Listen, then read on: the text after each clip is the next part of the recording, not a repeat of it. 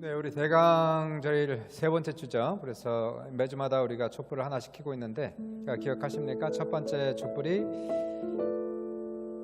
소망의 촛불이었고요, 그죠?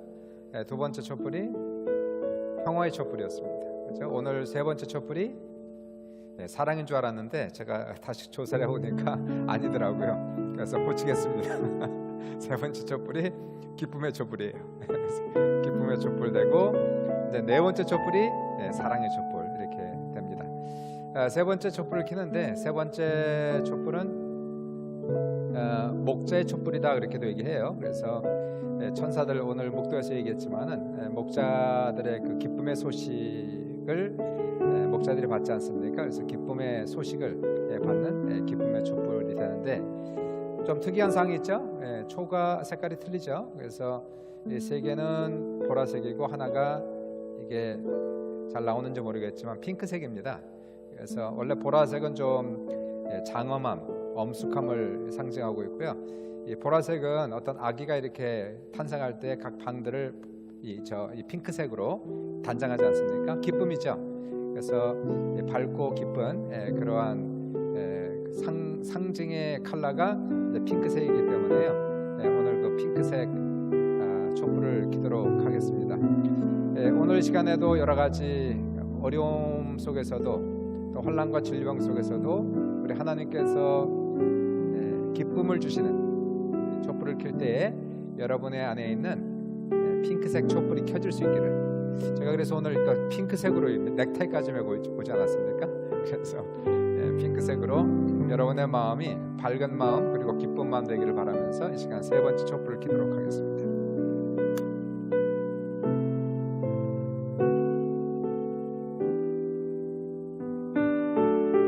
말씀 보겠습니다. 빌립보 4장 4절 볼까요? 빌립보 4장 4절 우리 한 절만 같이 보겠습니다.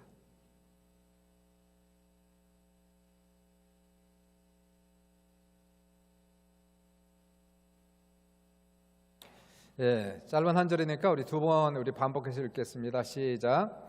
주 안에서 항상 기뻐하라. 내가 다시 말하노니 기뻐하라. 주 안에서 항상 기뻐하라. 내가 다시 말하노니 기뻐하라. 미국의 정치 평론가이면서 학자면서 저술가인 노먼 카즌스는 희귀한 관절염으로 인해서 너무 고통스러워서 병원에 입원을 했습니다. 여러 가지 조사와 검사를 거친 후에 현대의학으로는 고칠 수 없는 불치병이라는 판정을 받고 나서 카즌스는 곧바로 퇴원을 해버렸습니다. 이 사람은 부정적인 감정이 몸에 악한 영향을 끼친다고 있다는 것을 이미 익히 알고 있었기 때문에 그 반대 논리도 맞을 것이라고 생각을 했습니다. 그래서 이 사람은 자가 치료 방법을 고안해서 영화 프로젝터를 사서 집에 설치하고 가볍고 재미있는 코미디 영화들을 많이 보면서 부담을 없애고 마음을 가볍게 하고 신나게 웃었다고 합니다. 놀랍게도 이분이 경험한 것은 10분 동안 호탕하게 웃고 나면 2시간을 통증 없이 잘 수 있다는 사실을 발견을 한 겁니다. 의학적으로 이 사람의 질병은 점점 더 악화되어야 하는데 반전을 누리면서 오히려 건강이 회복되었다는 것입니다. 이 이야기가 기사를 통해서 알려지면서 약 3,000명 이상의 의사들로부터 감사의 편지를 받았다라고 전해지고 있습니다. 사람의 몸에는 엔돌핀이라고 하는 호르몬이 있는데 일종의 아편이죠. 아편, 마약입니다. 후유증이 전혀 없는 최고의 마약이 우리의 몸 안에 있다는 것이고 하나님께서 이것을 분비시켜 주시고 있다는 거예요. 마약이라고 하는 것은 고통을 느끼지 못하게 또는 고통을 줄여주는 진통제가 되는 거죠. 보통 사람이 크게 다치거나 마음이 심히 고통스러우면 자동적으로 몸에서 엔돌핀이 많이 나와 분비되면서 고통을 해소시켜주는 겁니다. 놀랍게도 많이 웃으면 몸에서 엔돌핀이 나와준다는 것이에요. 그래서 몸의 통증을 줄여주고 밤에 잠이 잘 오게 해주는 것이 엔돌핀이 됩니다. 카즌스가 그래서 이런 말을 했어요. 호탕하게 웃는 것은 밖에 나가지 않고 내적으로 조깅하는 좋은 방법이다. 오늘 사도 바울께서 주 안에서 항상 기뻐하라 라고 명령을 하고 있어요. 기쁨 또는 기뻐하라 라는 단어가 빌립보서만 13번 나오고 있습니다. 그래서 보통 빌립보서를 희락의 편지다 그렇게도 얘기를 하죠. 역설적인데요. 이 편지는 사도 바울이 감옥에서 쓴 옥중 서신 중 하나가 됩니다. 선교하다가 감옥에 갇혔어요. 아직 재판이 계류된 상태입니다. 아직 어떻게 판결이 날지 알 수 없는 불안한 상태에 있는 거예요. 우리가 알고 있지만 캐네디안 두 사람, 마이크 코브릭 그리고 마이크 스페이버, 이 두 사람도 중국에서 감금된 지 지난 10일 날이 2년째가 되는 날이었어요. 얼마나 힘들까요? 중국 공산당, 이게 도무지 믿을 수 없는 사람, 악한 사람들인 것이 멀쩡한 사람들 그냥 잡아가두고 외부와의 접촉을 완전히 금하는 거예요. 사람이 외부와의 접촉이 차단되면 사람들은 일반적으로 공포와 불안으로 정신이 쉽게 파괴가 될 수 있습니다. 그런 상태에 있는 바울입니다. 그러한 상태에 있는 바울이 그의 편지 중에서 가장 기쁨이 충만한 편지를 쓰고 있다는 것이 바로 역설적이다라고 얘기하는 거예요. 여러분은 어떻습니까? 여러분의 인생이 기쁜가요? 즐거운가요?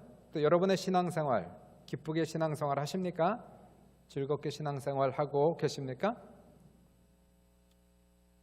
사랑의 교회 오정인 목사님이 약 2년 전에 이런 글을 남겼더라고요. 언제부터인가 교회와 성도들이 신앙의 냉소주의에 젖어 있다. 기도해도 안 되더라. 예배를 드려도 달라지는 것이 없더라. 이런 말들이 퍼지면서 냉소주의는 무서운 패배주의로 진화해서 교회의 뿌리까지 침투하고 있다. 소위 교회 전문가를 자처하는 어떤 이들은 점점 더 교회 활력이 떨어지고 교회 미래가 어두울 것이라는 통계를 내민다. 심지어 역사적인 증거까지 함께 내밀면서 그럴듯한 주장을 하고 있다. 이러한 신앙의 냉소주의를 깨뜨리는 길은 복음의 희락성을 회복하는 데 있다. 가나의 혼인잔치가 보여주듯이 교회는 시작부터 잔치였다. 잔치는 기쁨과 기대, 흥겨움과 설렘이다. 성장하는 교회 가보면 예외 없이 예배가 정시보다 1, 2분 더 빨리 시작한다. 하나님이 임재하시는 예배에 대한 터질 것 같은 기대감으로 기다릴 수가 없기 때문이다. 존 파이퍼 목사님은 예배란 그리스도 안에서 하나님의 영광스러운 완전하심을 즐기는 향연이라고 말한다. 그렇다. 예배는 하나님을 기뻐하는 잔치여야 한다. 이렇게 얘기하고 있어요. 예수를 믿는 신앙 그리고 예수를 믿는 삶이 잔치여야 된다는 거예요. 환경을 얘기하는 것이 아니라 우리의 마음의 상태가 향연이요 잔치가 되어야 된다는 것입니다. 코로나 상태 속에서 우리가 락다운이 돼서 여러 가지 면에서 힘들고 어려운 상태 속에서 질병이 우리의 삶 속에 있을 때에도 어떻게 우리의 마음속에 평강을 유지하며 또 우리의 마음속에 희락이 넘칠 수 있을까? 여러 가지 압박과 어려움이 있어도 어떻게 우리의 마음에 잔치를 이룰 수가 있을까? 어떻게 이렇게 초자연적인 영원한 기쁨을 계속하여 우리가 누릴 수가 있을까? 답은 뭘까요?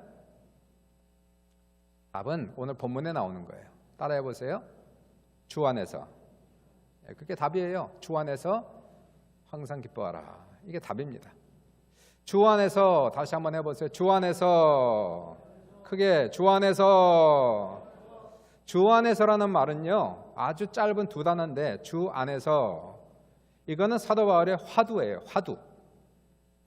화두라고 하는 것은 보통 무슨 얘기할 때 화두가 뭡니까? 주제가 뭡니까? 이렇게 얘기하는데요. 화두라는 것은 그것보다 더 큽니다. 화두라는 그 말 자체는 말 앞에 오는 것을 얘기하는 거예요. 머리두자 아닙니까? 엄청난 깊은 사상과 철학을 함축해 놓은 한 단어, 한 마디, 그것을 보통 화두 그렇게 얘기하는 거예요. 엄청난 사상, 엄청난 철학을 압축해 놓은 한 단어, 한 마디, 한 문장, 그것을 화두 그렇게 얘기하는 거예요. 사도 바울의 화두는 뭡니까? 바로 그것이 주 안에서, 주 안에서, 그리스도 안에서, 그리스도 예수 안에서. 이 표현은 사도 바울 서신 속에서 무려 164회나 나타나고요. 그 중에 특별히 옥중 서신에 많이 나타나는 표현이 주 안에서 그리스도 예수 안에서라는 표현이에요. 그러니까 이 표현은 바울 자신의 신앙 표현이면서 신앙 체험, 자신의 신앙 체험을 얘기하면서 또한 이분의 신학 사상을 뚜렷하게 보여주는 표현, 그의 화두, 그의 모든 신앙과 신학을 함축해 놓은 한 단어, 한 표현, 그것이 바로 주 안에서라는 표현이에요. 이분이 늘 쓰는 표현, 내가 주 안에서 발견되려 함이니 그리스도 예수 안에 있는 자에게는 결코 정죄함이 없나니 그리스도 안에 있는 자는 새로운 피조물이니, 전부 다 그리스도 예수 안에서를 얘기하고 있어요. 우리가 사도 바울이 쓰는 화두, 워낙 함축된 표현이기 때문에 쉽게 이해가 되지 않는, 그래서 오랜 시간 동안 생각하고 묵상하고 음미해야 그 의미를 하나씩 둘씩 벗겨갈 수 있는 것이 바로 이 화두예요. In Christ, in the Lord, in Christ Jesus. 그러니까 그리스도 안에서라는 이 말씀을 성경을 읽으면서 기도하면서 묵상하면서 음미하면서 이 의미를 깨닫게 되면 엄청난 그런 은혜가 우리에게 넘치게 됩니다. 아주 쉽게 얘기하면 이분은 그리스도 안에서라는 말은 성도들이 예수를 믿음으로 말미암아 예수 그리스도와 온전히 연합된 상태, 믿음으로 말미암아 예수 그리스도와 온전히 연합된 상태, 그것을 가리켜서 그리스도 안에서 그렇게 표현을 하고 있는 거예요. 예수님이 십자가에 죽으셨을 때 내가 예수 그리스도 안에서 이미 그리스도와 함께 십자가에서 죽었다는 거예요. 2000년 전에 죽었다는 겁니다. 그리스도 예수 안에서 예수님이 부활하셨을 때 나도 예수와 함께, 주님과 함께 부활했다는 거예요.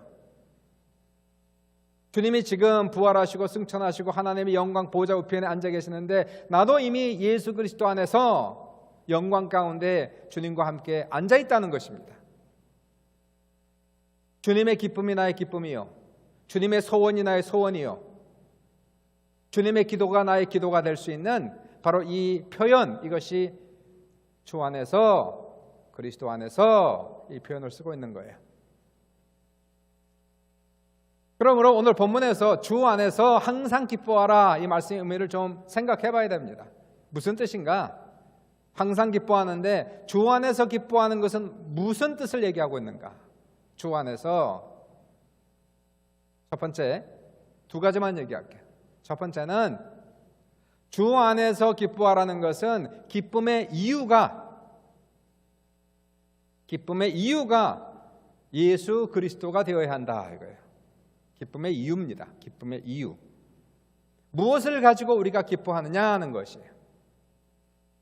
아까 오정현 목사님이 존 파이퍼 목사님의 말씀을 언급했는데, 이 존 파이퍼 목사님은 미국에서 가장 영향력 있는 목사님 중에 한 분이 됩니다. 이 파이퍼 목사님께서 1986년에 책을 한 권 썼어요. Desiring God, Meditation of a Christian Hedonist 라는 책을 썼어요. 번역하면 하나님을 갈망하기, 크리스찬 희락주의의 묵상, 이런 책이에요. 이 책에서 크리스찬 히더니즘 이런 표현을 쓰고 있습니다. 직역하면 기독교 쾌락주의, 하나님 갈망하기, 기독교 쾌락주의라고 우리가 번역을 해야 되는데, 워낙 쾌락주의가 이게 부정적인 의미를 가지고 있기 때문에 한국말로는 기독교 희락주의로 번역을 했어요. 근데 제대로 하려면 쾌락주의로 번역을 해야 됩니다. 기독교 쾌락주의. 기독교 쾌락주의. 본인을 기독교 쾌락주의자라고 얘기하고 있어요. 나는 기독교 쾌락주의자다. 근데 중요한 것은 그 앞에 나오는 거죠. Desiring God, 하나님 갈망하기, 기독교 쾌락주의자, 이렇게 얘기하고 있어요. 이 쾌락주의라고 하는 것을 우리가 잘 생각해 봐야 되는 것이, 쾌락주의는 고대 히랍 철학 중에 하나였어요. 인간은 행복을 추구하는데 어떻게 추구하느냐는 얘기예요. 행복을 추구하는데 쾌락주의자들은 즐거움은 극대화시키고 고통을 극소화시키는 것이다, 이렇게 얘기했어요. 즐거움은 극대화시키고 고통은 줄이는 것, 극소화시키는 것이다. 그러니까 인간이 쾌락을 추구하는 것은 당연하고 자연한 것인 거예요. 왜냐하면 행복을 추구해야 되니까. 그러므로 쾌락주의자들은 인간이 행복하기 위하여 쾌락을 추구하는 것은 아주 자연적이며, 더 나아가 각 개인은 쾌락을 극대화시키기 위하여 노력해야 된다, 이거죠. 그러니까 인간은 나 행복하길 원하는 거예요. 즐겁게 살기 원하는데 이것이 나쁜 것이 아닙니다. 이것을 부인할 필요도 없고 우리가 이러한 인간의 그러한 기본 마음을 억누를 필요도 없는 거예요. 이러한 쾌락주의적 사상 때문에, 자연성 때문에 인간은 과학을 발전시키고 의학을 발전시키고 문명을 발달시키고 있는 거예요. 백신을 만들어서 질병을 퇴치하는 그 이유는 고통을 극소화시키기 위하여, 즐거움을 극대화시키기 위하여 이러한 일들을 하고 있는 거예요. 그러니까 나쁜 게 아니죠. 그러므로 우리가 쾌락주의 자체를 나쁘게 봐서는 되는 것이 아닙니다. 철학적인 차원에 있어서 단지 행복과 쾌락을 우리 기독교인들은 어떻게 찾고 있느냐, 이것이 문제예요. 인간, 이 세상에 있는 세상 사람들이 추구하는 행복과 쾌락과 똑같은 행복과 쾌락을 추구한다면 우리는 다를 바가 없지 않습니까? 파이퍼 목사님은 자신을 기독교 쾌락주의자라고 표현하면서 중요한 것은 desiring God, 하나님 갈망하기, 이게 중요한 거예요. 이분이 기독교 쾌락주의를 이렇게 정의하고 있습니다. 하나님은 우리가 그 안에서 가장 만족할 때 가장 영화롭게 되신다. 하나님은 우리가 하나님 안에서 가장 만족해야 할 때에, 하나님 안에서 가장 행복할 때에, 그 안에서 우리의 즐거움을 찾을 때에, 그 안에서 우리가 기쁨을 찾을 때에 하나님은 가장 영화롭게 되신다. 인간은 하나님을 즐거움으로 추구할 때에 인간의 가장 깊고 영구적인 행복이 함께 온다, 이렇게 얘기하고 있는 거예요. 그러므로 우리가 쾌락을 추구하는데 이 쾌락을, 이 즐거움을 어디에서? 하나님으로부터 추구한다는 거예요. 사실 장로교에서도 비슷한 그러한 신학이 있는데요. 침례자들을 교육할 때 쓰는 웨스트민스터 소율의 문답이 있어요. 그곳에 107개의 질의문답 형식으로 되어 있는데, 첫 번째 질문, question number 1, 인간의 제일 되는 목적은 무엇인가? 질문, 답, 이렇게 나와 있어요.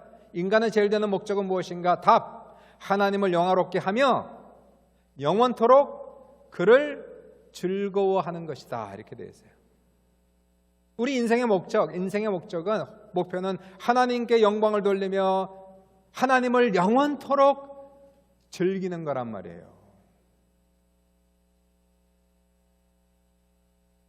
사람은요, 자기가 행복을 느끼고 즐거움을 느끼는 것, 자기가 행복을 느끼고 즐거움을 느끼는 것을 자기의 신으로 삼아서 그것에 모든 것을 바치게 되어 있는 거예요.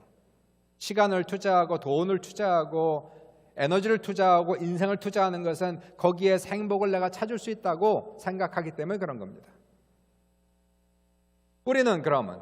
우리는 하나님을 우리의 기쁨으로 삼고 살아간다는 것은 그분과 함께 동행하며 그분과 함께 교제하며 그분을 사랑하며 살아가는 것이 우리의 가장 큰 행복이요 즐거움이요 쾌락이라고 얘기하는 거예요. 과연 우리는 이러한 쾌락이 있는가? 하나님을 즐거워하는, 하나님을 사랑함으로, 하나님을 기뻐함으로, 하나님과 함께함으로, 하나님과 동행하는 것이 내 삶 속의 가장 행복입니다. 가장 큰 만족입니다. 하나님과 함께 있으면 충분합니다. 아무것도 필요 없어요. 하나님 한 분만 있으면 나는 행복해요. 나는 즐거워요. 나는 웃을 수 있어요. 나는 춤출 수 있어요. 라고 얘기할 수 있는 진정한 신앙 고백, 이것이 하나님을 가장 영화스럽게 한다는 거예요. 믿으시면 아멘 하십시다. 그래서 찬송가에 나의 기쁨 나의 소망 되시며 나의 생명이 되신 주 밤낮 불러서 찬송을 드려도 늘 하신 마음 뿐일세. 구원받은 사람들의 가장 큰 기쁨되는 것은 주님이 나와 함께 있다는 것. 정말 주님을 사랑하십니까? 내가 사랑하는 사람과 함께 있으면 시간이 잘 가잖아요. 그것이 행복한 시간이 아닙니까? 내가 정말 사랑하는 사람을 찾았어요. 만났어요. 꿈에도 그리던 사람을 정말 만났어요. 그러면 그 사람과 함께 있는 시간, 그 사람과 대화하는 시간이 기쁘지 않을까요? 가장 좋은 시간이 아닐까요? 그 시간 자체가 잔치가 아닐까요? 그 시간이 기다려지지 않을까요? 기대가 되지 않을까요? 흥분되지 않을까요? 아가서 2장을 보시면 사랑하는 두 사람이 이렇게 고백해요. 신랑 되신 주님이 신부된 여러분에게 이렇게 속삭입니다. 여자들 중에 내 사랑은 가시나무 가운데 백합화 같도다. 이렇게 시적으로 표현을 해요. 여자들 중에 내 사랑은 가시나무 가운데 백합화 같도다. 그럼 여러분은 주님께 이렇게 고백합니다. 남자들 중에 나의 사랑하는 주님은 숲풀 가운데 사과나무 같나이다. 내가 주님의 그늘에 앉아서 심히 기뻐하였고 그 열매는 내 입에 달았나이다. 주님이 나를 인도하여 잔치집에 들어갔으니 주님의 사랑은 내 위에 깃발이나이다. 이렇게 고백해요. 그래서 로버트 레이니는 얘기하기를 기쁨이란, joy라고 하는 기쁨이란 마음의 성 안에 왕이 거하실 때에 높이 올려 휘날리는 깃발이다. 그렇게 얘기한 거예요. 여러분, 기쁨의 깃발이 휘날리고 있습니까? 무엇을 통해서? 기쁨이 넘칠 때, 주님 때문에, 주님 안에서 기쁨이 넘칠 때에, 그때에 우리는 높이 사랑과 기쁨의 깃발을 흔들고 있는 거예요. 주님과의 첫사랑을 우리가 회복해야 됩니다. 그 어떠한 헌신도, 성경에 대한 어떠한 지식도 주님을 사랑하고 그를 인하여 기뻐하는 것 이상으로 주님을 기쁘게 할 수가 없는 거예요. 주님이 가장 기뻐하는 것은 내가 주님을 기뻐하는 것을 가장 기뻐한단 말이에요. 계시록 2장에서 예수님께서 에베소 교회를 칭찬하시고 경고하세요. 칭찬은 내가 내 행위와 수고와 인내를 알고 또 악한 자들을 용납하지 아니한 것을 안다. 또 내가 참고 내 이름을 위하여 견디고 게으르지 아니한 것을 안다. 행위, 수고, 인내, 참고 견디고 게으르지 않고 열심을 낸 것 다 칭찬했어요. 책망은 그러나 너를 책망할 것이나니 너희 처음 사랑을 버렸느니라. 그러므로 어디서 떨어졌는지를 생각하고 회개하여 처음 행위를 가지라. 만일 그리하지 아니하고 회개하지 아니하면 내가 내게 가서 내 촛대를 그 자리에서 옮기리라. 딴 거 아무리 잘해도 필요 없다는 거 아니에요. 그러면 그 엄청난 수고와 인내와 헌신과 열심히 있어도 첫사랑이 떨어지니까 다 쓸데없다는 거예요. 촛대를 옮기겠다는 겁니다. 우리는 주님 안에서 이 구원의 기쁨을 회복해야 되는데 내가 주 안에서 어떻게 죄사함을 받았는지, 어떻게 거듭났는지, 내가 어떻게 하나님의 자녀가 되었는지에 대한 감격이, 감사가, 눈물이, 찬송이, 기쁨이 넘쳐나야 되는 거예요. 다윗은 시편 51편 12절에 이런 기도를 드리지 않습니까? 주의 구원의 즐거움을 내게 회복하여 주시고 자원하는 심령을 주사 나를 붙드소서. 주의 구원의 즐거움을 내게 회복하여 달라는 거예요. 무슨 뜻이에요? 잃었다는 얘기죠. 회복해 달라는 거예요. 주의 구원의 즐거움을, 그 기쁨을 잃었나이다. 이것을 회복하여 주소서라고 얘기하고 있어요. 여러분, 이 시는 51편의 시는 다윗이 밧세바와 동침했잖아요. 그리고 나서 그 남편 우리아를 적진으로 보내 죽게 했지 않습니까? 이 죄를 범하고 나서 그 죄가 하나님 앞에 들통났지 않습니까? 그때 회개하면서 고백하는 시예요. 구원의 즐거움이 사라지고 하나님과의 첫사랑이 식어지니까 이렇게 큰 죄악을 범한다는 거예요. 우리가 회개할 것은 우리는 딴 건 다 잘해도 만약에 주님을 사랑하지 않으면, 주님을 기뻐하지 않으면 이 모든 것들이 다 아무 의미가 없다는 거예요. 주님은 신부를 가지고 있는 것이지 하녀를 둔 게 아닙니다. 우리는 주님의 신부지 하녀가 아니란 말이에요. 주님과 사랑의 교제를 나누는 주님이 우리를 사랑하고 내가 주님을 사랑하는 이 놀라운 관계, 이 관계를 주님이 지금도 여전히 우리에게 원하시고 있다는 거예요. 우리가 돌아와야 되는데 바로 우리의 마음을 회개하고 주님께 돌아와야 됩니다. 세상에서 추구하던 쾌락, 이제는 우리도 나는 기독교 쾌락주의자입니다. 무슨 쾌락이요? 주님 한 분만으로 만족하는, 주님 한 분만으로 갈망하는 이 쾌락주의, 이것이 내 인생의 전부입니다. 딴 데서는 쾌락을 원하지 않습니다. 주님 안에 거하고 주님과 함께하는 것이 나의 최고의 선이며 최고의 쾌락이며 나의 최고의 목표며 이러한 마음을 갖는 거예요.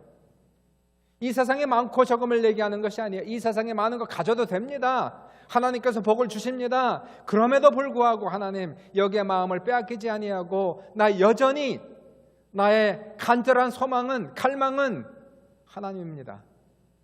이것이 바로 기독교 쾌락주의를 얘기하고 있는 거예요.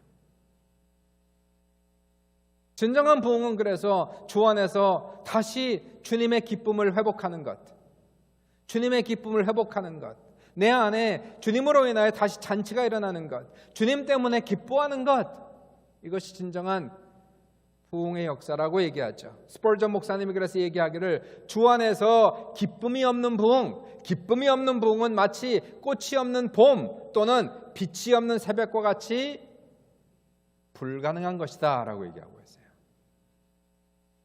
진정한 부흥, 우리 심령의 부흥이 일어나게 하소서. 하나님 우리 안에 성령을 주셔서 성령 충만 받아서 늙어지는 우리 마음, 썩어진 우리 마음 변하게 하시고 이제 우리 마음속이 새롭게 하소서. 새 포도주를 담아 주옵소서. 기쁨이 넘치게 하시고 주님 한 분만으로 만족하게 하시고 주님을 사랑케 하옵소서. 우리의 기도와 우리의 열망이 이루어지시기를 주님의 이름으로 축원합니다. 두 번째예요. 주 안에서 기뻐하라 라고 하는 것은 기쁨의 이유도 예수님이지만 기쁨의 근원이 예수 안에 있다는 거예요. 기쁨의 근원이 예수 안에 있다. 신바람 건강으로 유명한 황수관 박사는 우리 교회 15년 전에 부흥회로 오셨어요. 이 자리에서 부흥회를 했습니다. 그분 말이 자신은 본래 호랑이 상이라 인상이 좋지 않았대요. 눈썹이 진하고 무시무시한 상이래요. 그런데 이분이 교회를 다니다가 주님을 진정으로 만나면서 속사람이 변했어요. 그리고 항상 기뻐하는 것이 자신을 향한 하나님의 뜻이라는 사실을 깨닫고 항상 웃기로 작정을 했답니다.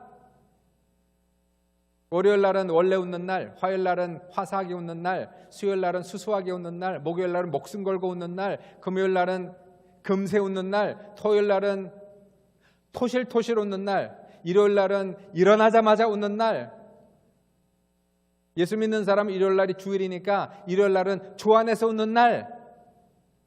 그래서 이 사람이 얼굴부터 바꾸고 시작했다는 거예요. 인상 쓰지 말고 항상 일을 보이면서 활짝 웃으면서 사람들 대했더니 사람들도 다 같이 웃어주더라는 거예요. 더 나아가서 웃고 긍정적으로 살았더니 인생길이 활짝 열리더래요. 그래서 연세대 의대 외래과 교수가 됐지 않습니까? 책도 많이 썼지 않습니까? 방송 타면서 유명한 인사가 됐지 않습니까? 아이러니한 거는 건강 박사인데 아깝게 68세 폐혈증으로 돌아가셔서 아깝긴 하지만 그러나 정말 충만하게 살았어요. 68세까지 기쁘게 살았어요. 만족하며 살았어요. 하나의 복을 누리며 살았어요. 사람이 살고 죽는 거에 어떻게 알겠어요?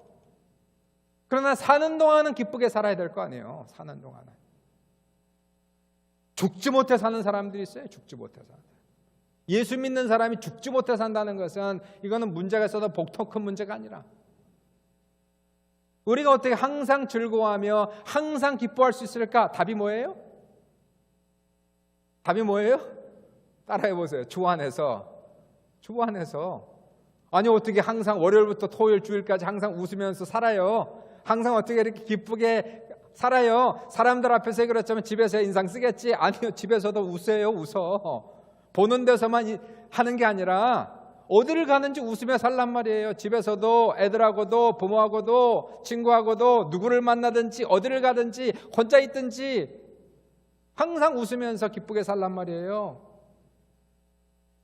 주 안에서 항상 기뻐하라. 내가 다시 말하노니 기뻐하라. R.A. 토리 목사님은 예수 안에서 24시간 동안에 얻는 기쁨이, 예수 안에서 24시간 동안에 얻는 기쁨이 온 세상에서 365일 동안 얻는 기쁨보다 더 크다.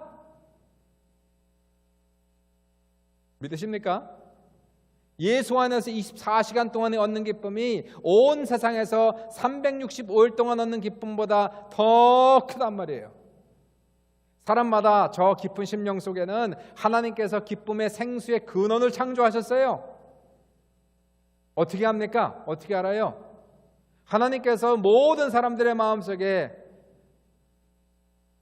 기쁨과 웃음의 생수의 근원을 만드신 것을 어떻게 합니까? 아이들은 태어나면요, 몇 달이 지나면서 빵긋빵긋 웃어요. 조금 더 지나면 작은 일에도 까르르 까르르 쉬지 않고 웃어요. 하나님이 만드신 거예요. 모든 인류가 다 똑같아요. 남녀노소 다 보면은 모든 인종을 포함해서. 근데 세월이 지나가면서 웃음이 점점 사라져요. 험한 인생을 지나가면서, 험한 인생을 지나간 10대들, 그죠? 15살 되면은 웃지를 않아요. 이제 인상만 씁니다. 방에 들어가서 나오지도 않고 부모 얼굴도 보지 않고, 그러다가 더 나이가 먹고 온갖 상처를 받고 나면 이제는 쓴물 동물이 나오기 시작해요. 마귀가 우리의 샘물 구멍에 흙을 던져놓고 돌을 던져놓고 온갖 쓰레기 잡물을 던져놓고 막아놓은 거예요. 샘구멍이 있는데 터지지가 않는 거예요. 창세기 26장 18절에 이런 얘기가 있어요. 이삭이 자기 아버지 아브라함 때에 팠던 우물들을 다시 팠으니 이는 아브라함이 죽은 후에 블레셋 사람이 그 우물들을 메웠음이라. 블레셋 사람은 마귀를 상징하는 아닙니까? 블레셋 사람들이 아브라함이 파놓은 우물들, 우리가 못 마실 거면 너도 못 마셔라. 그리고선 거길 막았단 말이에요.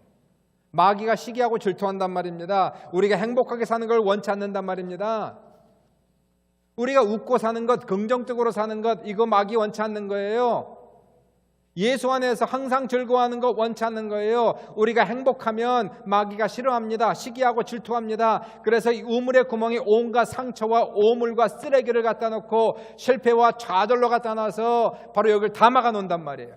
하나님께서 만드신 바로 이 우물 샘구멍을 막아 놓습니다. 이삭은 우물 파는 사람 아니에요. 우물 파는 사람. 이삭은 가는 곳곳마다 우물을 팠더니 거기에서 샘물이 펑펑 쏟아져 나왔고, 샘물이 터지는 곳마다 마을이 쓰는 거예요. 마을이 동네가 쓰는 겁니다. 수많은 사람들이 모이는 거예요. 복을 받는 땅이 되는 거예요. 물 나오는 것은. 우리가 이삭처럼 우리 인생 속에서 막힌 샘을 다시 파야 되는데 오직 주님만이 바로 이와 같이 항상 기쁨을 주시는, 그래서 하나님께서 파놓은 이 우물, 이 샘물, 이 구멍, 이것을 마귀가 막았는데 이것을 누가 다시 팝니까? 바로 예수 그리스도가 이것을 다시 열어주시는 거예요. 오직 주님만이 우리가 인생을 살아가면서 당한 여러 가지 상처와 배신과 아픔과 슬픔과 고통과 고난, 그래서 잃어버린 우리의 웃음, 기쁨, 희락, 이런 것들을 주님이 치료하시고 이제 마음의 샘물이 다시 솟아나게 하시는 것은 예수님이 하신다는 거예요. 주님 안에서라고 하는 것은 바로 이 기쁨의 근원이 바로 주님이라는 것이에요. 예수님께서 인생이 철저하게 망가진 사마리아 여인에게 뭐라고 얘기하십니까? 5번 결혼하고 5번 실패하고 6번 살고 있는 여인, 인생은 완전히 망가지고 사람들을 기피하며 살아가는 여인, 이 여인에게 뭐라고 얘기를 해요? 이 물을 마시는 자마다 다시 목마르려니와 내가 주는 물을 마시는 자는 영원히 목마르지 아니하리니 그 배에서 영생하도록 솟아나는 샘물이 되리라 말씀하셨어요. 이 여인이 주님을 만나지 않습니까? 그리고 속사람이 변하지 않습니까? 얼굴에 생기가 돌아요. 생명이 넘쳐나요. 인생이 철저하고 좌절하고 사람을 기피했던 여인이 물동이를 던져주고 사람들에게 찾아가서 전도하여 수많은 사람들을 주님께 데려오는 놀라운 변화된 인생을 살아갔다는 거예요. 누구 때문에? 예수로 인하여 가능했다는 거예요. 교회를 다닌다고 변화되는 거 아닙니다.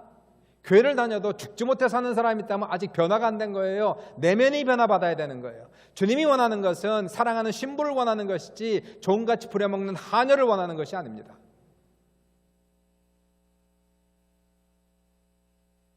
주님을 제대로 만나야 돼. 신랑과 신부가 만나야 돼. 정말 사랑하는 사람이 만나서 시간 가는 줄 모르고 얘기하듯이 그 만남 자체가 축복이요 기쁨이 되듯이 잔치와 향연이 되듯이 그렇게 주님을 만나야 되는 거예요. 그러면은 슬픔이 변하여 기쁨이 되고 애가가 변하여 찬송가가 된 놀라운 역사가 나타나요. 주 안에서 항상 기뻐하는 이 기쁨은 더 나아가서 역설적 기쁨이다라고 얘기했어요. 바울은 차가운 감옥에서 외롭습니다. 고난이 겹치고 있습니다. 미래가 불투명합니다. 불안합니다. 그런데도 주 안에서 기쁨과 감사가 넘치고 있다고 얘기하고 있는데 이러한 기쁨을 칼 바르트는 얘기하기를 defiant, nevertheless joy라고 얘기하고 있어요. 반항하는, 거역하는 그럼에도 불구하고의 기쁨. 환경에 굴하지 아니하고 환경에 반항하는, 환경에 거역하는 기쁨. 마귀가 가져오는 시험과 핍박과 어려움에 반항하며 도전하며 거역하는 기쁨을 얘기하고 있는 거예요.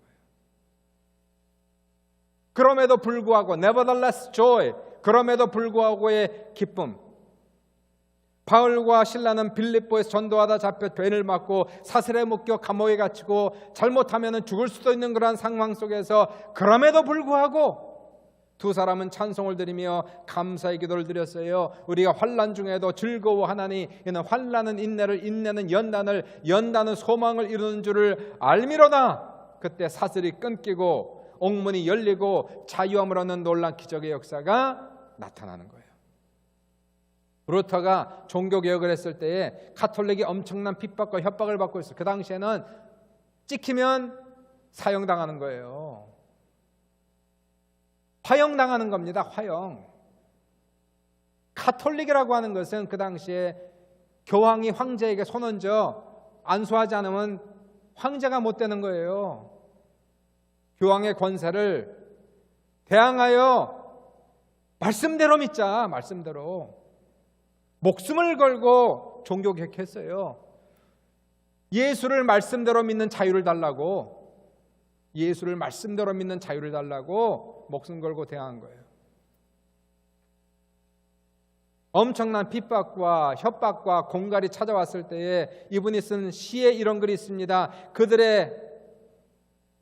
그들이 우리의 모든 것을 가져간다 해도 우리의 생명과 물건과 명예와 자식과 아내를, 그러나 그들의 소득은 적고 이러한 것들은 다 사라질 것이나 하나님의 도성은 영원히 서리라. 그렇게 얘기하고 있어요. 핍박 속에서도 하나님의 나라가 세워지는 것을 인해 기꺼이 기뻐하고 만족하며 행복하겠다라고 하는 루터의 고백이었어요. 이러한 역설적인 그럼에도 불구하고 기쁨이 바로 하박국이 노래하는 기쁨 아닙니까? 비록 무화과 나무가 무성하지 못하며 포도나무에 열매가 없으며 감람나무에 소출이 없으며 밭에 먹을 것이 없으며 우리의 양이 없으며 외양간에 소가 없을지라도 nevertheless, 그럼에도 불구하고 나는 여호와로 말미암아 즐거워하며 나의 구원의 하나님으로 말미암아 기뻐하리로다. 이렇게 얘기하고 있어요. 이게 어떻게 가능해요? 이러한 기쁨이 어떻게 이게 가능합니까? 주 안에서 in the Lord, in Christ Jesus 이렇게 환난 가운데 놀랍게 내가 기뻐하고 있다면, 이런 환난 중에서 내가 좌절하고 실망하고 패배하고 울고 있어야 마땅한데 이상하게 내 마음속에 기쁨이 솟아나고 있다면 이 기쁨은 내 것이 아니에요. 이것은 주님으로부터 흘러내리는 기쁨이라는 거예요. 내가 만들 수 없는 겁니다. 이것은 인위적으로 내가 억지로 기뻐할 수 없는 거예요. 내가 주님을 믿고 주님과 연합했더니 내 삶 속에서 이런 엄청난 어려움과 환난 속에서도 주님 안에 있는 기쁨, 주님께서 당신 안에 있는 기쁨을 우리 안에서 흘러나가게 하심으로 말미암아 눈에서는 눈물이 나오지만 마음에서는 찬송이 나오고 감사가 나오고 기쁨이 나오고 있단 말이에요.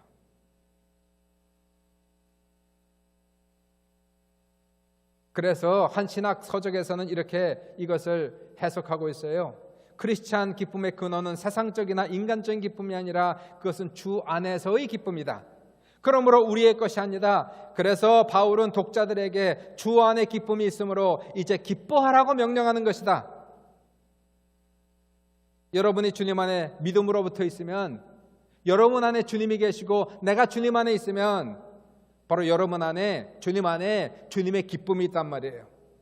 가지고 있는 거예요. 주님 안에서 내가 기쁨을 이미 가지고 있는 거예요. 그러므로 이제 믿음으로 그 기쁨을 뿜어내라 하는 거예요. 믿음으로 웃고 믿음으로 감사하고 믿음으로 기뻐하면 그 믿음을 통하여 주님께서 당신의 기쁨을 흘러내려 보내시는 놀라운 역사가 나타남으로 말미암아서 환난이 찾아오고 고난이 겹칠지라도 눈에는 눈물이 흐른다 할지라도 놀랍게도 내 마음속에 평강이 있고 하나님을 생각하면 감사가 넘치고 기쁨이 넘치고 하나님이 나와 함께한다는 그 자체 속에서 만족이 오고 노래가 나오는 이거야말로 역설적인 기쁨이다 하는 거예요. 주 안에서 항상 기뻐하라는 그 의미, 첫 번째는 기쁨의 이유, 그것이 주님이 되어야 된다.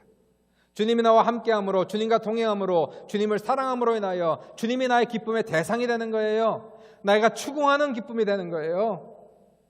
주님이 이미 주신 구원의 은총을 인하여 죄사함 받고 천국 백성 된 것에 대해서 주님 감사합니다. 주님 한 분만 있으면 나는 만족합니다.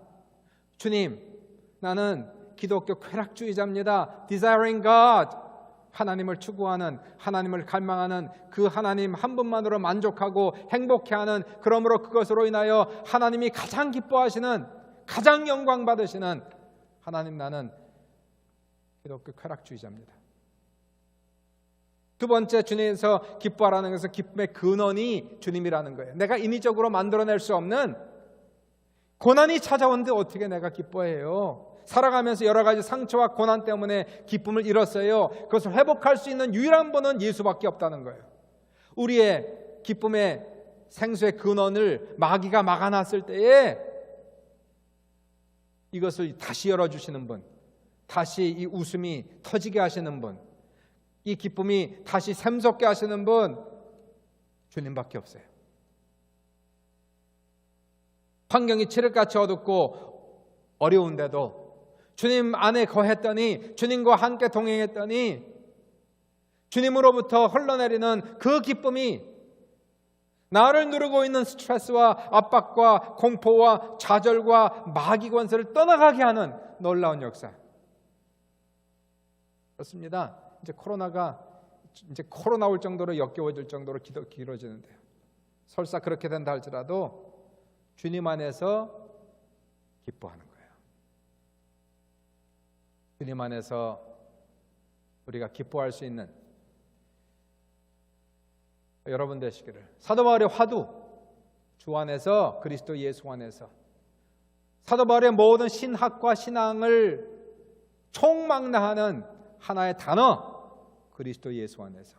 이거 깨달으면 엄청납니다. 이게 보화가 다 들어가 있어요, 이 안에. 많이 묵상해 보세요. 주 안에서 항상 기뻐하라. 내가 다시 말하노니 기뻐하라. 이러한 놀라운 기쁨이 이번 대강절 세 번째 주를 맞이하고 이제 주님의 강림을 기념하면서, 주님의 재림을 기대하면서 주님의 기쁨이 우리 안에 차고 넘칠 수 있는 우리 모두의 심령이 될 수 있도록 주님께서 우리의 심령 속에 충만하게 채우시기를 간절히 축원합니다.